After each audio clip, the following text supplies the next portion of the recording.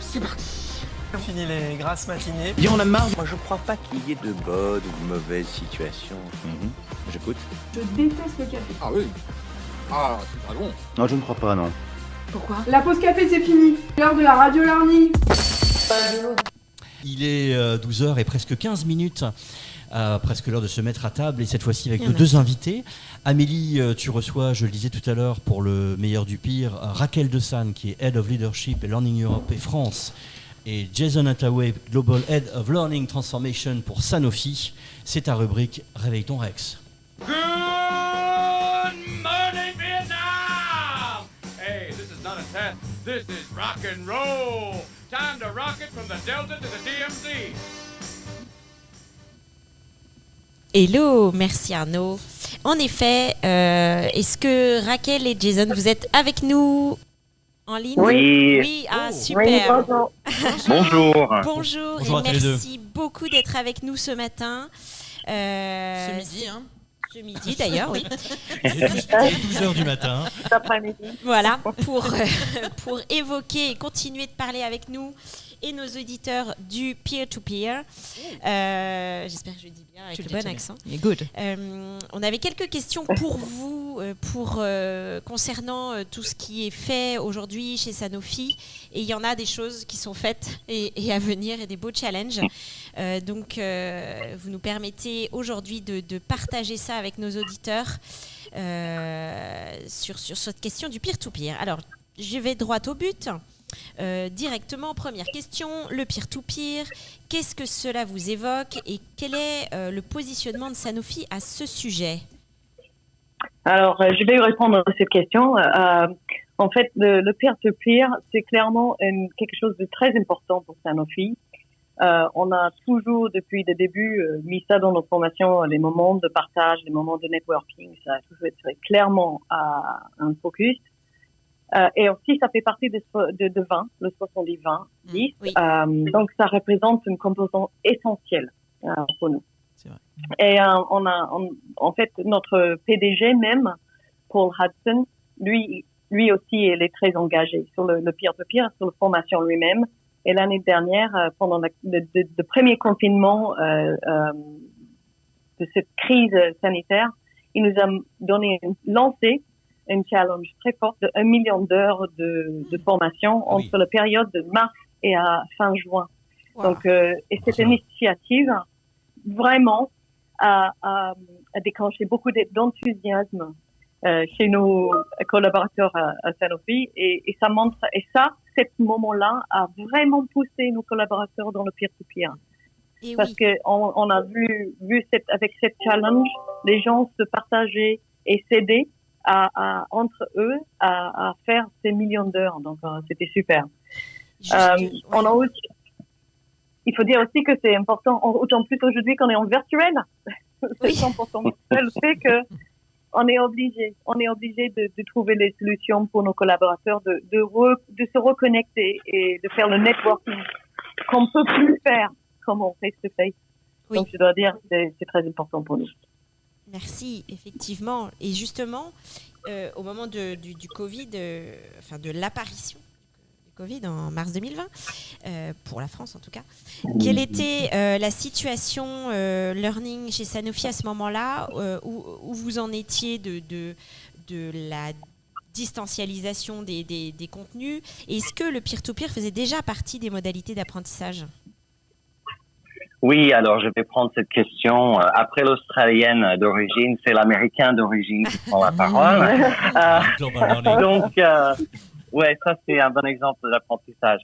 Donc, oui, pour répondre à la question, dès 2019, en fait, on savait qu'il fallait digitaliser massivement notre offre de formation, mais non seulement pour des questions de coût, d'optimisation, mais surtout, on voulait garantir que l'ensemble de nos employés partout dans le monde, dans quasi chaque pays, pouvaient bénéficier des formations, en fait, ce qui n'était pas le cas dans un contexte présentiel. Et en fait, quand arrive la crise sanitaire en mars 2020, la quasi-totalité de nos formations, notamment en soft skills, en management, en leadership, toutes les formations transverses, étaient déjà 100% blended digital avec une partie très importante d'apprentissage social. Donc, nos programmes, par exemple, ont souvent un canal Yammer pour les échanges moins formels, voire un Teams pour du travail collaboratif.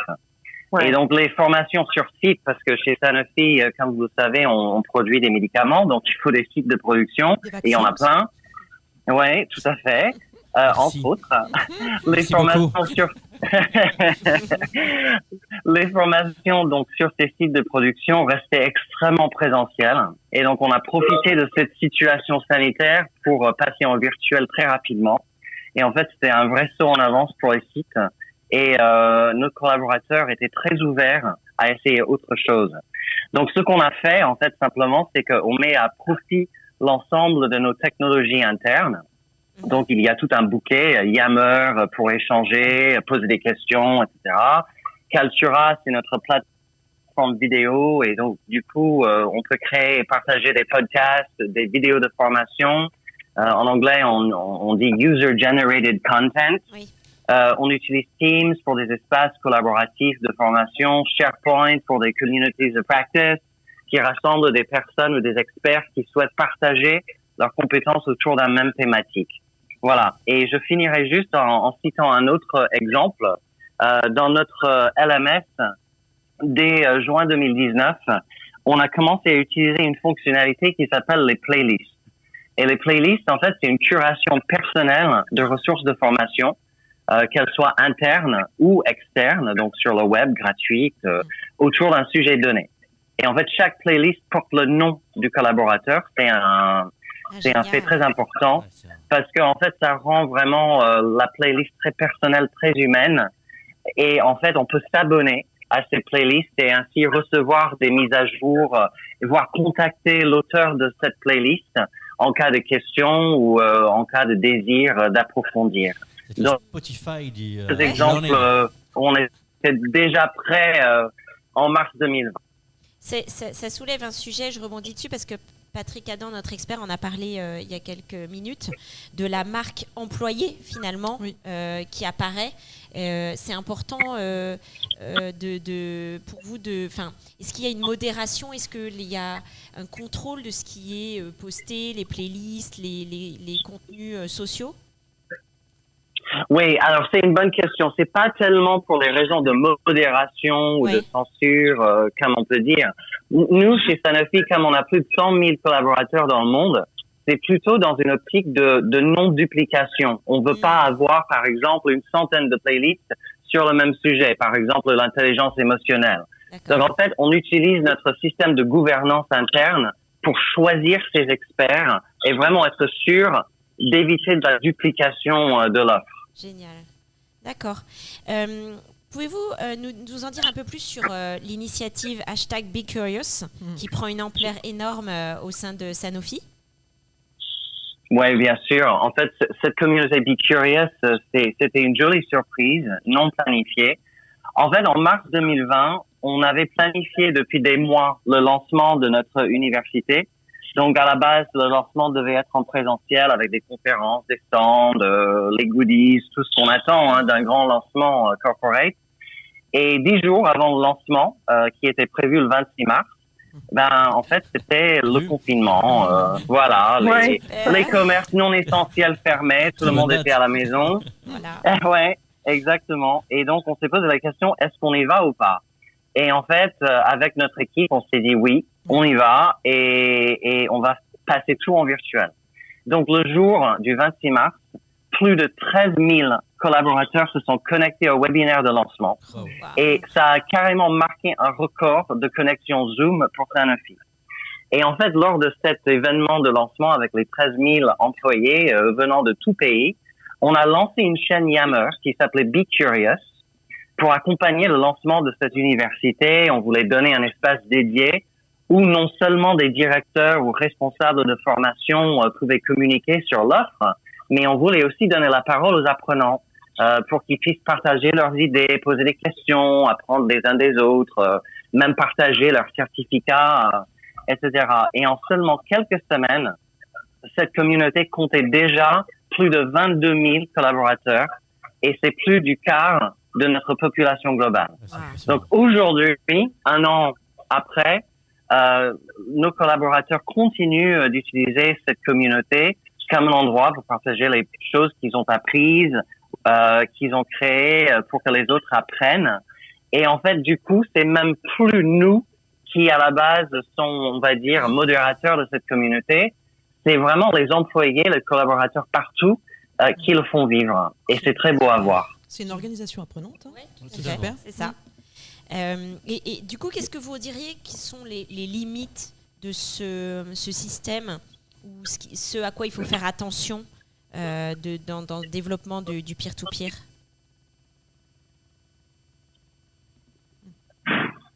Excusez-moi, j'ai pas très bien entendu la question.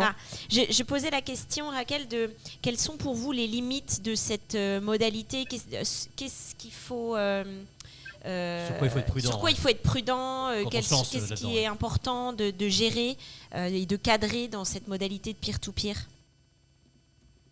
Je pense que ce qu'il faut faire, être prudent, c'est vraiment d'être sûr que les gens sont libres à dire ce qu'ils ont besoin de dire, mais en même temps qu'ils arrivent aussi de s'auto la limite, c'est vraiment dans le fait qu'ils vont dire ce qu'ils peuvent, et nous, on peut pas toujours contrôler. Ouais. Donc, c'est la question de la confiance. Donc c'est une question de confiance. Et en plus, l'autre point, c'est le rôle de manager dans tout ça. Absolument.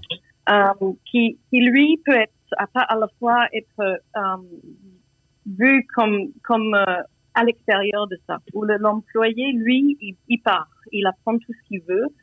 Donc, le manager doit reprendre son rôle et prendre le temps pour réfléchir sur c'est quoi son rôle, comment est-ce que je peux aussi donner la connaissance à toutes les personnes dans mes équipes, parce que c'est le rôle de manager finalement.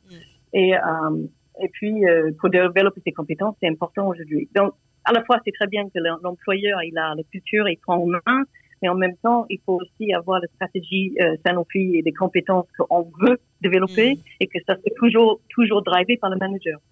Oui, c'est ça. Et puis, j'aimerais aussi rajouter juste un point à ce que dit Rachel. Et il y a une phrase que je répète beaucoup et j'y crois fermement, en fait. Chacun d'entre nous a quelque chose à apprendre, certainement, mais aussi chacun d'entre nous a quelque chose à enseigner. Et en fait, malheureusement, beaucoup de personnes dans ces organisations peinent parfois à voir la richesse de leurs propres expériences et la façon dont ils peuvent faire bénéficier d'autres, en fait. Donc, il y a aussi le challenge de faire comprendre ce point et combien c'est aussi clé dans l'évolution d'une culture peer-to-peer, parce qu'il faut du courage, quoi, pour faire le pas et de dire, ouais, moi aussi, j'ai quelque chose à partager avec d'autres. Et il faut mettre à disposition des outils très simples et puis rassurer l'ensemble des personnes que allez-y, vous pouvez aussi partager, faire bénéficier, faire grandir vos collègues, vos pairs. Oui, finalement, le manager peut reprendre son rôle dans ce sens, c'est-à-dire aider les exclu, collaborateurs à comprendre quelle est leur valeur, leur richesse d'expérience. Voilà. Et du coup, vous parliez d'une nouvelle idée, enfin, je ne sais pas si c'est très nouveau d'ailleurs chez vous ou si c'est fait depuis un petit moment, le Talent Marketplace qui découle un petit peu aussi de ce type d'initiative. Est-ce que vous pouvez nous en dire un peu plus ? Bien sûr. De toute façon, notre stratégie sans surprise se base sur le 70-20-10. Oui. Et on a vu justement en quelques minutes ce qu'on fait côté 10 et surtout côté 20 chez Sanofi, en partie grâce à cette situation sanitaire. Donc forcément, le 70 existe partout. Ça fait partie du quotidien. Mais on voulait simplement aller plus loin pour formaliser davantage et créer encore plus d'opportunités pour le on the job. Donc, c'est pour ça que à l'échelle globale, on va mettre en place très prochainement ce Talent Marketplace, comme on l'appelle, où les collaborateurs peuvent aller chercher des projets qui sortent du périmètre de leur responsabilité actuelle. Et ils pourront donc s'y inscrire à l'un de ces projets pour donner d'abord de leur temps dans le but d'acquérir, découvrir, approfondir des compétences qui ne font pas nécessairement partie de leur poste actuel.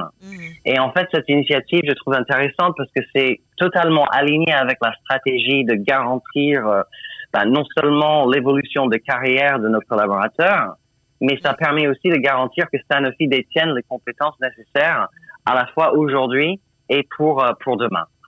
D'accord, super. Très riche. Hein. Très chouette initiative. Ouais. Ça vaudra le coup de partager, de donner du feedback sur comment ça se passe, parce que je pense que c'est un souhait de beaucoup d'entreprises de développer ce genre de choses, mais c'est pas évident à cadrer, organiser. Surtout dans le change, dans l'accompagnement des Oui, collaborateurs. exactement. Quel change mener autour de ça, et c'est la vraie question majeure, parce qu'ils ont tous de très bonnes idées, mais il faut tout centraliser, être capable d'accompagner les collaborateurs et de donner le sens. Et c'est pas si évident. Et d'avoir le courage, comme vous disiez. Oui, exactement. Le courage.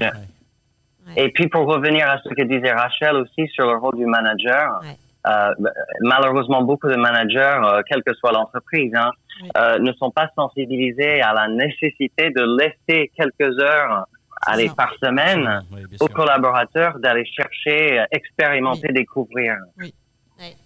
C'est le fameux 20% de Google. Oui, tout à fait. Qui laisse les collaborateurs développer d'autres projets. Ouais, tout à fait. Merci beaucoup pour ces réponses, merci beaucoup pour cet éclairage et pour votre présence ce matin, Raquel et Jason. À Avec bientôt plaisir. pour d'autres Merci à vous. témoignages. Bonne journée à tous. Beaucoup. Merci. Bonne journée à tout le monde. Bonne journée. Au revoir. Aussi. Merci Amélie, et puis vraiment merci beaucoup à tes invités. C'était à la fois concret, très intéressant, très enrichissant. On voit bien la difficulté à mettre tout ça en musique avec la bonne volonté, et là surtout sur l'échelle d'une entreprise comme Sanofi, qui est un géant, les choses sont possibles dès lors qu'on est soucieux de l'accompagnement, comme tu disais Lauriane, du suivi, du rôle du manager qui pourrait se sentir exclu, et puis le courage d'une culture de partage, qui n'est pas évident du tout dans des traditions hiérarchiques, de pouvoir, de contrôle. Tout ça est pas si simple que ça, mais en tout cas c'est une excellente initiative. On voit que le Covid aussi a une fois de plus accéléré les choses pour le meilleur et pour le pire. J'ai voulu la faire. Merci à tout le monde, merci à nos invités, merci à l'équipe de First Group, Lauriane, Amélie. Merci à tous. Emeline, merci. Amélie, Emeline, Elodie à la technique et Mathieu également. Un petit coucou à notre Vincent Vénéré qui nous écoute de la maison.